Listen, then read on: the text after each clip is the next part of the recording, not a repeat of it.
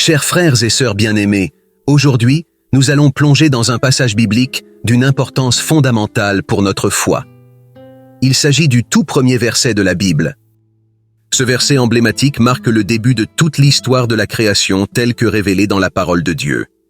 Il nous dit « Au commencement, Dieu créa le ciel et la terre. » Ce verset nous plonge directement dans le récit de la création, nous donnant une vision claire de l'origine de tout ce qui existe. Il ne s'agit pas d'un simple mythe ou d'une histoire symbolique, mais d'une vérité fondamentale sur laquelle repose notre compréhension du monde. Le contexte de ce verset est primordial pour saisir pleinement son sens. Avant que Dieu ne commence son œuvre de création, il n'y avait rien, seulement le néant. Mais par sa puissance infinie et sa sagesse parfaite, Dieu a créé les cieux et la terre, formant toute la création visible et invisible. Ce verset nous enseigne plusieurs vérités profondes et réconfortantes. Tout d'abord, il affirme l'existence d'un Dieu créateur. Il établit que le monde et tout ce qu'il contient n'est pas le fruit du hasard ou d'une évolution aveugle, mais le résultat d'une intention et d'une planification divine. Deuxièmement, ce verset nous rappelle que Dieu est le seul vrai Dieu. Il existe depuis toujours et a le pouvoir de tout créer. Il est le souverain suprême et l'autorité suprême sur toute la création.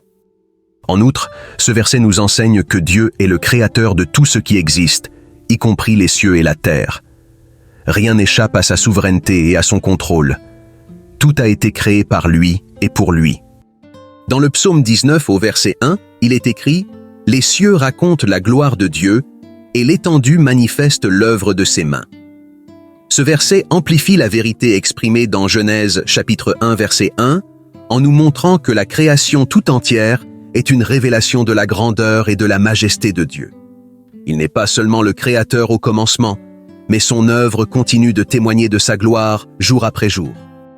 Puis dans Jean chapitre 1 au verset 1 à 3, nous trouvons une révélation supplémentaire qui nous dit « Au commencement était la parole, et la parole était avec Dieu, et la parole était Dieu. Elle était au commencement avec Dieu. Toutes choses ont été faites par elle, et rien de ce qui a été fait n'a été fait sans elle. » Ce passage relie intimement Jésus-Christ, la parole incarnée, à l'acte de la création. Il nous révèle que Jésus était présent et actif lors de la création et que tout a été créé par lui et pour lui. De plus, dans Colossiens chapitre 1 au verset 16 et 17, l'apôtre Paul écrit « Car en lui ont été créées toutes choses, dans les cieux et sur la terre, les visibles et les invisibles. Tout a été créé par lui et pour lui. Il est avant toutes choses, et en lui tout subsiste. » Ce passage renforce l'idée que Jésus-Christ est central dans la création et dans le maintien de l'univers. Il souligne que tout ce qui existe trouve son origine en lui et est maintenu par sa puissance.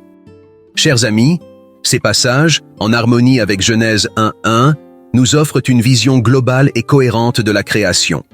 Ils nous enseignent que la création n'est pas un événement isolé ou un fait historique lointain, mais un acte divin continu, soutenu par la présence constante de Dieu en Jésus-Christ.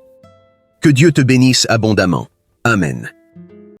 Ne pars pas tout de suite, d'autres vidéos t'attendent sur la chaîne. As-tu vu celle-ci? Ah, et abonne-toi. Merci.